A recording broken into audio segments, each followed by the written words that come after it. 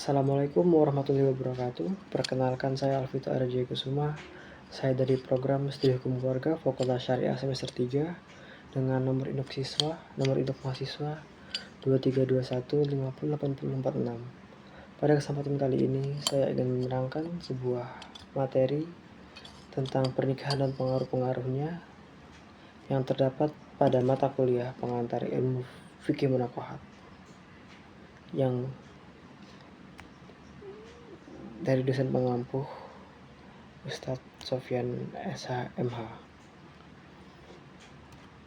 Masuk ke topik pembahasan. Pada kesempatan kali ini, saya ingin membahas yang pertama ialah pengertian khitbah, kedua macam-macam khitbah, ketiga ada konsekuensi setelah khitbah, keempat ada perempuan yang dikhitbah sebanyak 2 kali, dan yang terakhir perempuan yang hendak dikhitbah. Seperti kriteria. Masuk ke pendahuluan pernikahan. Menurut Ibnu Rushd menyebutkan bahwasanya ada 4 pendahuluan pernikahan, yaitu yang pertama ada hukum pernikahan secara syariat, hukum khitbah pernikahan, bertunangan dengan tunangan orang lain, dan melihat perempuan yang ditunang sebelum dinikahi. Masuk ke pengertian khitbah. Khitbah adalah mengungkapkan keinginan untuk menikah dengan seseorang perempuan tertentu dan memberitahukan keinginan tersebut kepada perempuan dan walinya. Pemberitahuan keinginan tersebut bisa dilakukan secara langsung oleh laki-laki yang hendak mengkhitbah atau juga bisa dilakukan dengan cara perantara keluarganya.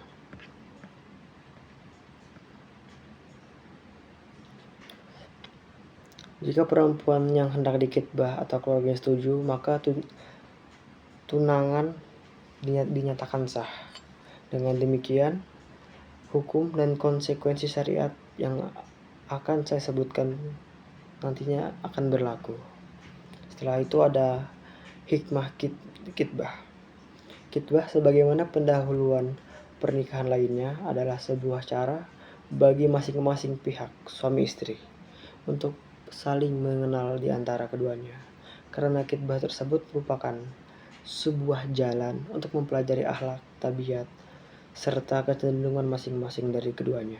Akan tetapi, hal itu harus dilakukan sebatas yang diperbolehkan secara syariat. Jadinya walaupun di situ kita bisa menjadi sarana untuk melihat bagaimana calon istri kita, suami, melihat akhlak, tabiat, atau hal kesukaan dia, tapi masih ada batasan. Dan itu juga sudah cukup sekali. Jika telah ditemukan rasa cocok dan keselarasan, maka mungkin untuk dilangsungkan pernikahan. Jadinya ketika udah ada kayak cocokan yang udah dirasa kayak ini udah pas nih, gak ada yang kurang, gak ada yang lebih, jadi bisa dibilang sebisa mungkin untuk melangsungkan pernikahan. Karena seperti kita tahu, pernikahan ialah ikatan abadi dalam kehidupan. Dengan demikian, kedua belah pihak akan merasa tentram bahwa mereka akan hidup bersama, selamat, aman, bahagia, cocok, tenang, dan penuh rasa cinta, yang kesemuanya itu merupakan tujuan yang sangat ingin diraih dalam semua pemuda-pemudi serta berkeluarga mereka. Selanjutnya ada macam-macam khitbah. Ada kalanya khitbah dilakukan dengan mengungkapkan perasaan cinta secara terang-terangan, seperti perkataan, "Saya ingin menikahimu, Fulana." Jadi bersifat terang-terangan, secara langsung, to the point. Sedangkan di samping itu, ada juga dengan cara bisa dibilang seperti sindiran, yang bisa dibilang bisa kita contoh seperti, "Kamu sangat layak untuk dicintai. Perempuan, kamu adalah sumber bahagia yang didapat ketika bisa memilikimu." Kira-kira seperti itu. Dan setelah itu ada konsekuensi setelah khitbah. Khitbah hanya sekadar janji untuk menikah, bukan merupakan pernikahan itu sendiri. Jadi khitbah bukan berarti pernikahan. Itu ada pembedanya. Sesungguhnya pernikahan tidak akan pernah terjadi melainkan dengan diselenggarakannya akad nikah yang sudah ma'ruf. Kedua insan yang telah melakukan prosesi kitbah tetap berstatus sebagai orang lain. Jadi walaupun dia udah kitbah, udah saling mengenal, udah tahu tabiatnya, tapi tidak ada kata akad dalam semua prosesnya, itu tidak bisa disebut dengan pernikahan. Si lelaki tidak diperbolehkan untuk melihat kepada si perempuan, melainkan sebatas yang diperbolehkan oleh syariat, yaitu wajah dan telapak tangan. Sebagaimana yang akan saya jelaskan sebagai tambahan, terdapat Undang-Undang Ahwal Syamsiah Syariah pada pasal 2 yang berbunyi, kitbah, janji untuk menikah, membaca Fatihah, menerima mahar, dan menerima hadiah, bukan merupakan pernikahan itu sendiri. Selanjutnya ada kitbah, perempuan yang telah dikitbah. Berarti perempuan yang sebelum udah dikitbah, namun ada pria lain yang datang mengkitbah dia. Salah satu konsekuensi kitbah adalah haramnya mengkitbah perempuan yang telah dikitbah, yang telah diketahui sah telah dikitbah oleh orang lain. Ulama telah berijma atau bersepakat akan keharaman kitbahnya orang kedua setelah terjadinya kitbah orang pertama.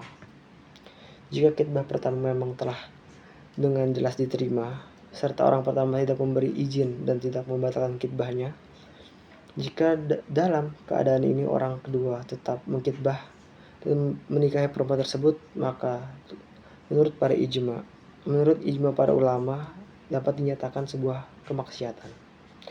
Hal itu berlandaskan pada sabda Nabi yang berarti, janganlah sampai seorang di antara kalian menjual barang yang telah dijual kepada saudaranya, dan janganlah salah seorang di antara kalian mengkitbah perempuan yang dikitbahkan oleh saudaranya kecuali dia mengizinkannya.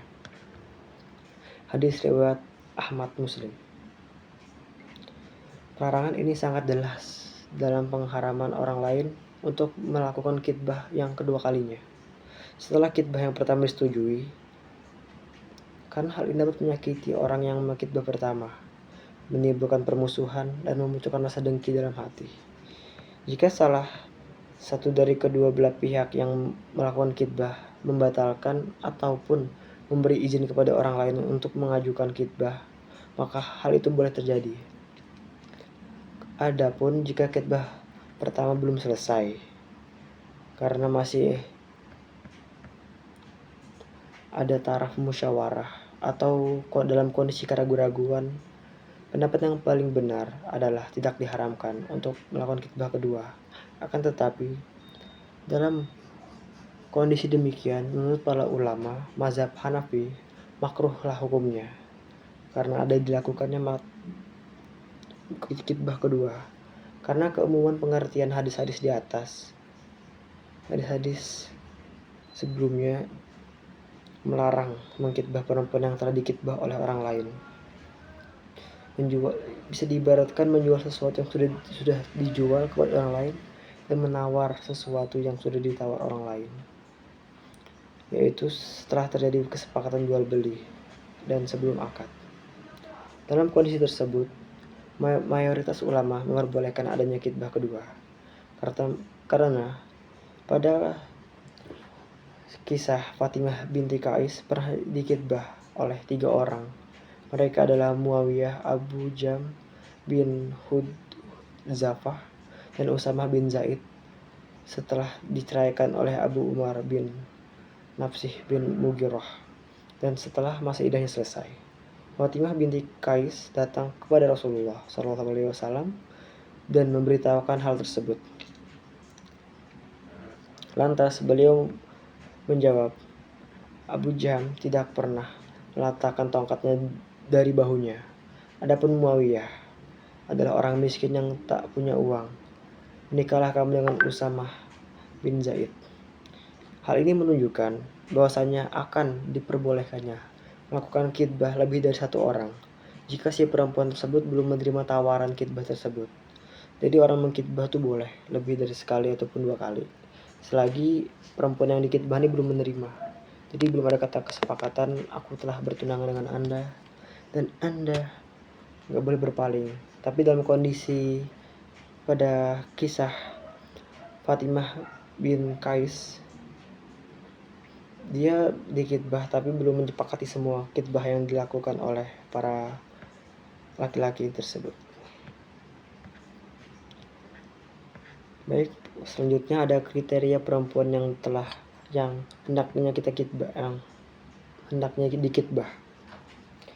Dalam agama Islam sangat menginginkan akan kelanggengan pernikahan dengan berpegang teguh pada pilihan yang baik dan asas yang kuat sehingga mampu merealisasikan kejernihan, ketentraman, kebahagiaan, dan ketenangan. Semua itu dapat diraih dengan adanya agama dan akhlak. Agama dapat semakin menguat seiring dengan bertambahnya umur, sedangkan akhlak akan semakin lurus seiring dengan berjalannya waktu dan pengalaman hidup. Adapun tujuan lainnya yang sering kali memengaruhi manusia seperti harta, kecantikan, serta jabatan. Semua itu bersifat temporal. Hal itu tidak dapat menciptakan kelanggengan hubungan, bahkan umumnya malah akan menjadi pemicu dari timbulnya sifat saling membanggakan diri dan saling merasa tinggi, serta ingin dipandang oleh orang lain. Dari semua situasi yang udah disebutkan tadi, Rasulullah bersabda bahwasanya perempuan yang dinikahi itu karena 4 hal. Karena hartanya, keturunannya, kecantikannya, dan agamanya. Akan tetapi, lebih memilihlah perempuan yang memiliki agama. Jika tidak demikian, maka kamu akan tertimpa kerugian dan kekafiran. Makna dari hadis tersebut pada umumnya yang menarik minat para lelaki untuk menikah adalah 4 hal tersebut, dan perempuan yang memiliki agama diposisikan di paling terakhir. Karena Nabi SAW memerintahkan kepada mereka agar jikalau mereka telah menemukan perempuan yang memiliki agama, maka hendaklah untuk memilihnya. Jika hal itu tidak dilakukan, niscaya mereka akan tertimpa kerugian dan kekafiran. Kemudian secara jelas Nabi SAW melarang menikahi perempuan kecuali dengan landasan agamanya dan mewanti-wanti akibat harta dan kecantikan. Beliau pernah bersabda, dan janganlah kalian menikahi para perempuan karena kecantikan mereka. Boleh jadi kecantikan tersebut akan mengacaukan mereka. Juga janganlah kalian menikahi karena harta mereka boleh jadi harta itu menjadikan mereka berlebih-lebihan. Nikahlah mereka karena agama. Sungguh, seorang budak perempuan hitam bodoh namun memiliki agama lebih utama untuk dinikahi.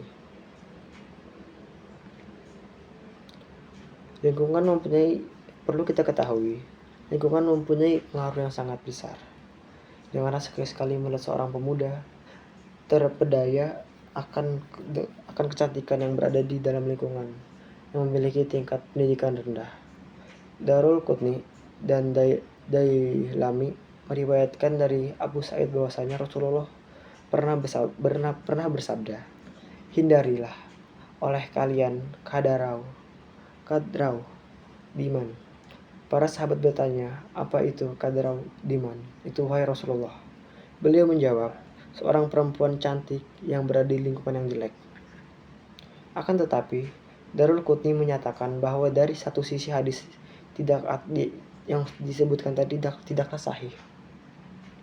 Karena memilih perempuan yang baik mempunyai 2 tujuan. Yang pertama, membahagiakan laki-laki dan menumbuh kembangkan anak-anak dengan pertumbuhan yang baik, dengan penuh istiqomah dan baik juga budi pengerti yang luhur. Kriteria yang hendak dikitbah mungkin dapat kita ringkas sebagaimana berikut. Sebagaimana yang dijelaskan oleh para ulama Syafi'iyah, Hanabilah, dan lainnya. Mereka berkata menganjurkan hal berikut. Yang pertama, perempuan tersebut hendaknya seorang yang mempunyai agama. Sebagaimana dalam hadis Nabi sebelumnya yang berarti, maka kamu harus memilih perempuan yang mempunyai ketaatan dalam agamanya. Yang kedua, Perempuan tersebut hendaknya subur, berpotensi dapat melahirkan banyak anak. Hal itu tersebut sejalan dengan hadis Nabi yang berisi, menikahlah dengan perempuan yang penyayang lagi subur. Sungguh aku kelak di hari kiamat akan membanggakan jumlah kalian yang banyak kepada umat-umat lain. Perempuan perawan dapat diketahui kesuburannya karena berasal dari seorang ibu yang dikenal memiliki banyak anak. Yang ketiga, perempuan tersebut hendaklah masih perawan. Sebagaimana hadis Nabi SAW, tidakkah kamu menikahi seorang perawan yang dapat kamu permainkan dan dia pun memainkanmu. Hadis riwayat Bukhari Muslim. Yang keempat, hendaknya perempuan tersebut berasal dari rumah yang dikenal mempunyai agama dan qanaah, karena itu merupakan sumber agama dan sifat qanaahnya. Lanjut ke nomor 5. Hendaknya perempuan tersebut berasal dari keluarga yang baik-baik, agar anaknya menjadi orang yang unggul. Karena sesungguhnya boleh jadi anak tersebut akan menyerupai keluarga si perempuan dan cenderung pula menirunya. Anjuran tersebut sebagaimana dalam hadis yang artinya, pilihlah karena keturunannya. Tidak sepatutnya menikahi seorang perempuan hasil zinahan, perempuan terlantar, dan perempuan yang tidak mengetahui siapa bapaknya. Menikahi mereka hukumnya makruh, itu boleh saja dilakukan dan tidak haram. Adapun ayat yang artinya seorang penzina tidak akan menikahi kecuali perempuan penzina. An-Nur ayat 3 yang telah mansukh dihapus, atau boleh jadi itu memang benar-benar terjadi. Yang nomor 6, hendaknya perempuan tersebut cantik, karena itu lebih dapat membuat jiwa tenang, dapat menundukkan pandangan, dan dapat lebih menyempurnakan rasa cinta si lelaki. Oleh karena itu diperbolehkan melihat perempuan sebelum menikah, itu sebagaimana dalam hadis yang diriwayatkan oleh Abu Hurairah sebelumnya. Akan tetapi para ulama Syafi'iyah menganggap makruh menggibah perempuan yang sangat cantik. Nomor 7, hendaknya perempuan itu bukan berasal dari kerabat dekat, agar anaknya menjadi lebih unggul. Sebagaimana ada yang mengatakan, sesungguhnya perempuan yang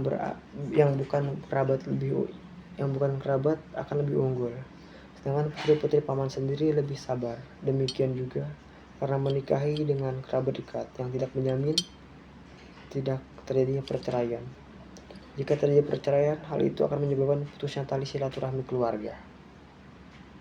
Padahal menyambung tali silaturahmi keluarga sangat dianjurkan. Mengenai hal itu, Imam Rafi berdalil mengikuti apa yang ada dalam kitab Al-Wasit yang berisi, janganlah kalian menikahi kerabat dekat, karena sesungguhnya anak akan terlahir dalam keadaan kurus. Hal itu dikarenakan lemahnya syahwat. Ke-8, hendaknya tidak memilih lebih dari satu perempuan. Jika dengan hal itu sudah menjaga kesucian diri, karena lebih dari 2 dapat menyebabkan terjerumus ke dalam keharaman. Allah Subhanahu wa taala berfirman yang artinya, dan kamu sekali-sekali tidak akan dapat berlaku adil di antara istri-istrimu, walaupun kamu sangat ingin berbuat demikian. Quran Surah An-Nisa 129.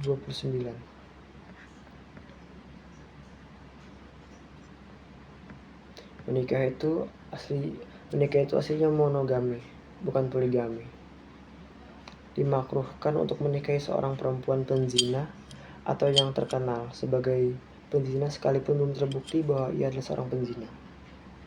Jadi, yang dapat saya simpulkan dari penjelasan dari halaman 20 sampai halaman 26 bahwasannya khitbah dilakukan hanya untuk mengetahui lebih dalam baik itu berupa akhlaknya, tabiatnya, ataupun hal yang disukai oleh calon pasangan kita. Bukan berarti membuka jalan kita untuk melakukan sebuah hal-hal yang bisa dikatakan hanya bisa dilakukan ketika telah menikah. Mungkin sekian dari saya tutup. Wallahul muwaffiq ila aqwamit thoriq. Wassalamualaikum warahmatullahi wabarakatuh.